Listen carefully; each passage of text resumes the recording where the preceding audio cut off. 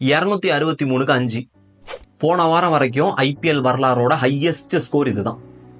இதெல்லாம் யாராலையும் பீட் பண்ண முடியாது, எந்த டீமாலையும் இதை அடிக்கவே முடியாது. இதெல்லாம் அடிக்கணும்னா கெயில் மாதிரி ஒருத்தர் தன்னோட இண்டிவிஜுவல் பர்ஃபார்மன்ஸை கொடுத்து பவுலர்ஸ் எல்லாம் போலன்னு பொழந்து 175 ரன் அடிச்சா மட்டும்தான் இதை நெருங்கவே முடியும்னு நம்மளாம் நினைச்சிட்டு இருந்தோம். ஆனா போன வாரம் நம்ம நினப்பெல்லாம் பொய்யாகிற விதமா சன்ரைசர்ஸ் ஹைதராபாத் 277 ரன் அடிக்கிறாங்க பலம் வாய்ந்த மும்பை இந்தியன்ஸ்க்கு எதிராக. இதுல என்ன இருக்கு, வல்லவனுக்கு வல்லவன் வரதான வாசன் செய்வான் அப்படிங்கிறீங்களா? இருக்கு, ஒரு விஷயம் இருக்கு. 10 வருஷமா முறியடிக்க முடியாத ஒரு டார்கெட்டை ஒரு டீம் முறியடிக்கிறாங்க. இது நடந்து 10 நாள் கூட ஆகல, அதுக்குள்ள அடுத்த டீம் திரும்ப இந்த ரன்னை தாண்டாங்க. அது வேற எதுவும் இல்ல, கேகேஆர் 272 ரன் அடிக்கிறாங்க. இப்ப சொல்லுங்க, யோசிக்க வேண்டிய விஷயமா தானே இருக்கு. இந்த இடத்துல நடந்தது என்ன தெரியுமா?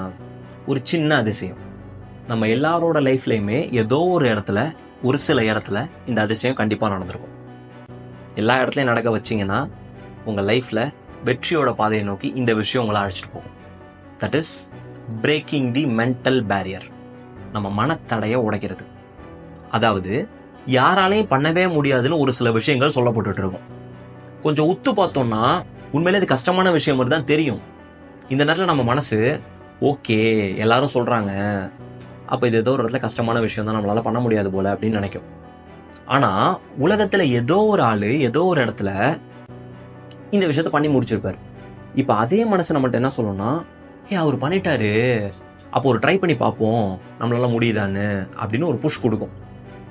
இந்த இடத்துல நம்ம மேல நம்மளே வச்சிருக்கிற அந்த நெகட்டிவ் சிந்தனைகள் உடைக்கப்படும். இந்த தருவாய்க்கு பேரு தான் பிரேக்கிங் தி மென்டல் பேரியர். இந்த ஐபிஎல்ல நடந்தது எக்ஸாக்டா இதே விஷயம்தான். இதை பத்தியும் 70 வருஷத்துக்கு முன்னாடி மனுஷனால பண்ணவே முடியாது அப்படின்னு சொன்ன ஒரு விஷயத்த சர் ராஜர் பெனிஸ்டர்ன்றவர் பண்ணி காட்டினாரு. அது என்னன்றதை பத்தியும் தான் டீகோட் பண்ண போறோம். நீங்க பாத்துக்கிட்டு இருக்கிறது ஹைலைட்டர். நான் உங்க Vasan. Welcome to our new series. வாங்க நம்ம சிந்தனையை பத்தி சிந்திப்போம்.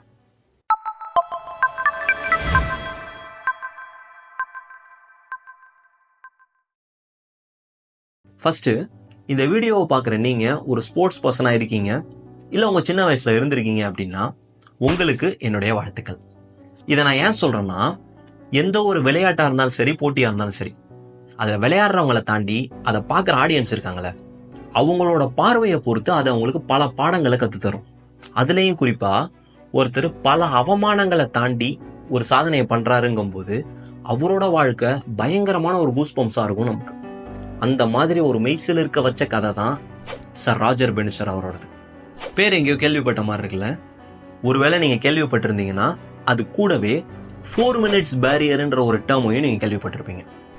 ஏன்னா இதை முறியடிச்சதன் மூலியமா தான் இவர் ஃபேமஸே ஆனாரு. 1954க்கு முன்னாடி வரைக்கும் ஒரு பொய் உலகம் ஃபுல்லா நம்பப்பட்டுக்கிட்டு இருந்தது. நம்பப்பட்டுக்கிட்டு இருந்த நேரத்துல அது உண்மைதான். ஆனா பேனிஸ்டர் அதை பொய்யாக்கிட்டாரு. அது என்னன்னா, 1 மைல் தொலைவை, 1 மைல்னா 1.6 கிலோமீட்டர்ஸ், அந்த 1 மைல் தொலைவை மனுஷனா பிறந்த யாராலையும் 4 நிமிஷத்துக்குள்ள ஓடி கடக்க முடியாது அப்படின்றதுதான். இந்த விஷயம் மனித சக்திக்கு அப்பாற்பட்டது. இவ்வளவு வேகத்துலலாம் மனுஷனால ஓட முடியாது. அதாவது 4 நிமிஷத்துல 1 மைல ஓடணும்னா மணிக்கு 24 கிலோமீட்டர் பர் ஹவர்ன்ற ஸ்பீட்ல ஓடணும். இவ்வளவு ஸ்பீட்ல மனுஷனால ஓட முடியாது. அப்படியே ஓடினாலும் அதை தாக்கு பிடிச்சி கொண்டுட்டு போக முடியாது. ஸோ அவன் கீழே விழுந்து செத்துறதுக்கான வாய்ப்பு நிறையா இருக்குன்னு அப்போ உள்ள ரிசர்ச்சர்ஸ், டாக்டர்ஸ் எல்லாருமே சொல்லிட்டாங்க. இதை அப்படியே ஏற்றுக்கிட்ட அந்த காலத்து அத்லெட் சில பேர் இந்த விஷயத்தை ட்ரை பண்ணாமலே விட்டுட்டாங்க. ட்ரை பண்ண சிலருக்கும் இந்த ரிப்போர்ட்டை பற்றின பயம் மனசுக்குள்ளே இருந்ததால இதை அச்சீவ் பண்ண முடியாமலே இருந்தது. ராஜர் பேனிஸ்டர் வர வரைக்கும். ராஜர் பேனிஸ்டர் இங்கிலாந்துல உள்ள ஒரு மிடில் கிளாஸ் ஃபேமிலியில பிறக்கிறாரு. சின்ன வயசுலேருந்தே விளையாட்டில் ஆர்வம் உள்ள ஒரு நபர். அதே அளவுக்கு படிப்புலையும், அதை விட அதிகமானே சொல்லலாம். வீடு மிடில் கிளாஸு, அந்த அளவுக்கு படிக்க வைக்க முடியாது. ஆனால் நம்மளோட கனவானது ஆக்ஸ்போர்ட் யூனிவர்சிட்டியில் மெடிசின் படிக்கணுன்றதா இருந்துச்சு. இன்னைக்கும் சரி, அன்னைக்கும் சரி, நம்ம நாடாக இருந்தாலும் சரி, வெளிநாடாக இருந்தாலும் சரி, மருத்துவம் படிக்கணும்னா மற்ற படிப்புகளை விட செலவு கொஞ்சம் அதிகமாக தான் ஆகும். ஸோ இந்த செலவுகளை சமாளிக்கிறதுக்காக ஒரு சைடு தன்னோட அதீத திறமையை படிப்பில் காட்டி ஸ்காலர்ஷிப் வாங்குறாரு. பின்னால ஆக்ஸ்போர்ட் யூனிவர்சிட்டியில் நரம்பியல் மருத்துவம் படிக்கிறதுக்கு போறாரு. இன்னொரு பக்கம் தன்னோட பேஷனான ஓட்டப்பந்தயத்தையும் அவர் நிறுத்துறதா இல்லை, டெய்லி பிராக்டிஸ் பண்ணிட்டு இருக்காரு. இந்த நேரத்தில் 1948 லண்டன் ஒலிம்பிக்ஸ் வருது. நாட்டை பிரதிநிதிக்கிற ஒரு வாய்ப்பு கிடைக்குது. ஆனா இந்த அளவுக்கு நான் என்ன வளரலன்னு சொல்லி அந்த வாய்ப்பை மறுத்துறாரு.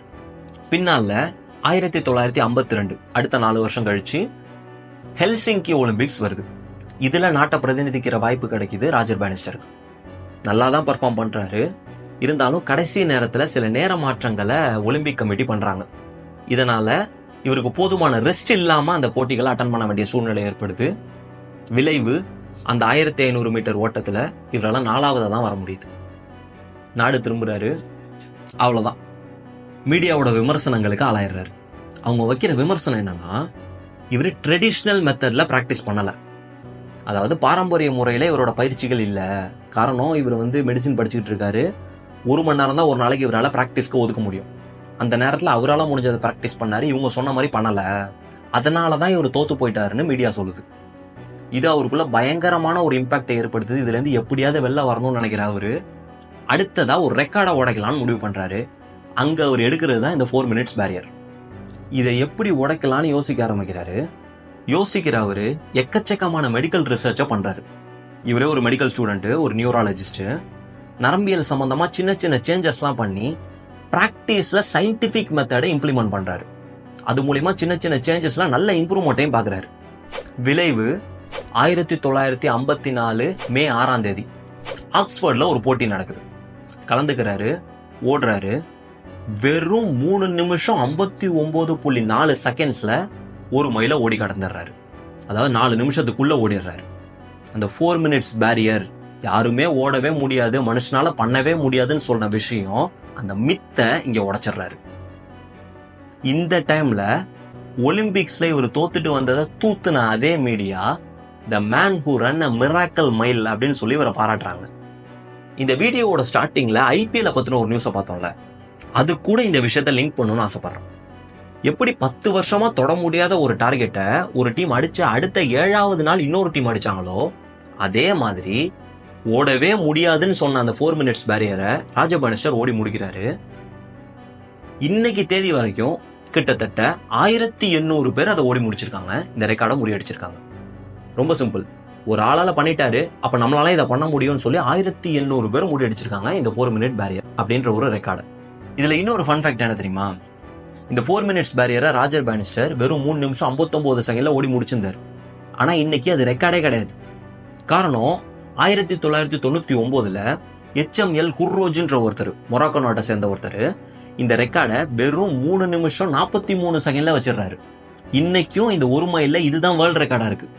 ஆனா நம்மள எத்தனை பேருக்கு இவரோட பேரு தெரிஞ்சிருக்கும்? ரொம்ப சிலருக்கு தான். காரணம், உன்னால இதை பண்ண முடியும், உன்னால ஓட முடியும்னு ப்ரூஃப் பண்ணவர் தான் இன்னைக்கும் வரலாறு பேசிட்டு இருக்கு. அதாவது இந்த 4 மினிட்ஸ் பேரியர் உடைச்ச ராஜர் பேனிஸ்டரை கொஞ்சம் யோசிச்சு பாருங்க. இன்னைக்கும் நம்மள எத்தனை பேரு ஏதோ ஒரு பேரியரோட, ஏதோ ஒரு மென்டல் பேரியரோட இன்னைக்கும் வாழ்க்கையை நகர்த்திக்கிட்டு இருக்கோம், வாழ்ந்துகிட்டு இருக்கோம்னு. அதுக்கான காரணம் எதுவா வேணாலும் இருக்கலாம், யாரா வேணாலும் இருக்கலாம். ஃபேமிலி, ஃப்ரெண்ட்ஸ், தெரிஞ்சவங்க, தெரியாதவங்க, யாரா வேணாலும் இருக்கலாம். அவங்க ஒரு விஷயத்த நமக்கு சொல்லுவாங்க, உன்னால இதை பண்ண முடியாது, இது கஷ்டம் அப்படின்னு.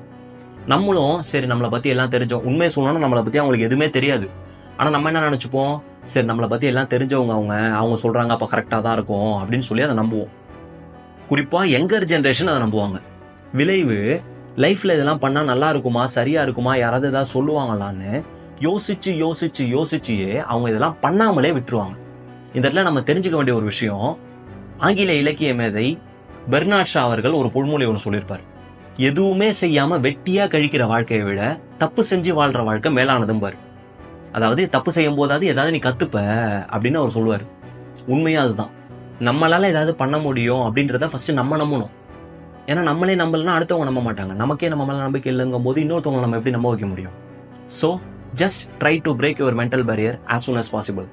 சார் ராஜர் பேனிஸ்டர் அவரோட வாழ்க்கை நமக்கு சொல்லி தந்தது 2 விஷயம் தான். ஒன்று, இந்த உலகமே முடியாதுன்னு சொல்ற ஒரு விஷயத்த பண்றதுக்கு போதுமான அளவுக்கு பயிற்சியும் முயற்சியும் இருந்தா மட்டும் போதும். 2, நம்ம கிட்ட என்ன திறமை இருக்கு, அதை நமக்கு தேவையான ஃபீல்டுல நம்மளால இம்ப்ளிமெண்ட் பண்ண முடியுதா? உதாரணத்துக்கு அவர் ஒரு நியூராலஜிஸ்ட்.